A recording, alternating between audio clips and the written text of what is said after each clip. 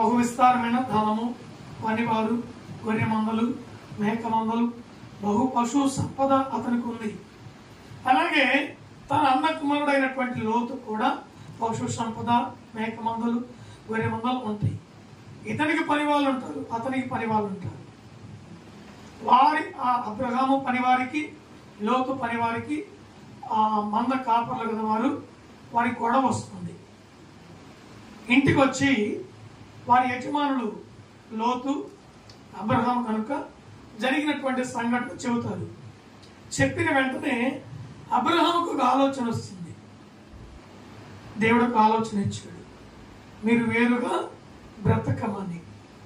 వేరుగా బ్రతకమని ఆలోచన వచ్చిన వెంటనే లోతుతో అంటాడు, ఇదిగో నీవు తూర్పు తట్టుకు వెళ్తానంటే నేను పరమటికి వెళ్తాను, నేను పరమటికి వెళ్తానంటే నేను తూర్పుకి వెళ్తాను, నీ ఇష్టం, ముందుగా నీవే కోరుకోమంటాడు.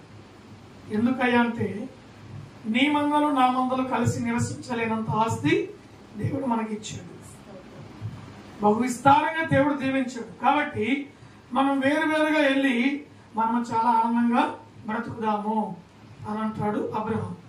అప్పుడు ఈ లోతు కన్నులెత్తి చూసినప్పుడు ఏదోని తోట వలె పచ్చగా కనపడుతుందంట, సొదొమ కుమార పట్టణాలు. నేను ఈ తూర్పు దశగా వెళ్తానంటాడు.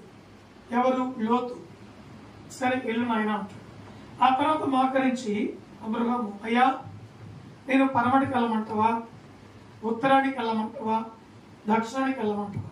ఇంకా 3 దశలు నాకు మిగిలి ఉన్నాయి. నేను ఏ దశకి వెళ్ళమంటావు, నేను ఏ మార్గానికి వెళ్ళమంటావు, నీ ఆలోచన ఎలాగుంది, నీ తలంపు ఎలాగుంది, నీ ఉద్దేశం నా మీద ఎలా ఉంది అని మోకరించి ప్రార్థన చేసి అడుగుతాడు అబ్రహాము దేవుణ్ణి. అప్పుడు దేవుడు అంటాడు, అబ్రహాం నిశ్చయముగా నీవు పరమటి దశకు వెళ్ళు, మామ్రే అనే స్థలం మీద నీవు గుడారము వెయ్యి, అక్కడే నివాసం చెయ్యి, నేను దీవిస్తాను అంటాడు. అది దేవుడిచ్చిన ఆలోచన కనుక, దేవుని మాట కనుక, దేవుడిచ్చిన ప్రేరేపణ కనుక దేవుడు నడిపిన మార్గములను నడుస్తాడు చక్కగా. దేవుని మార్గంలో నడిచినటువంటి అబ్రహాము దీవించబడతాడు. తన సొంత ఆలోచన, తన సొంత ఊహలను బట్టి నడుచుకున్న లోతు తనకు తన మనసు పాడైపోతుంది, తను నివసించిన దేశం పాడైపోతుంది, అతని జీవితమే పాడైపోయింది బైబిల్ చరిత్రలో మనం చూసినప్పుడు. కాబట్టి మనం ఎవరికి అప్పగించుకోవాలి? దేవుని ఆత్మకు, ఆత్మ నడిపించేటువంటి నడిపింపుకు మనము అప్పగించుకోవాలి. అప్పుడు మనం దీవించబడతాం.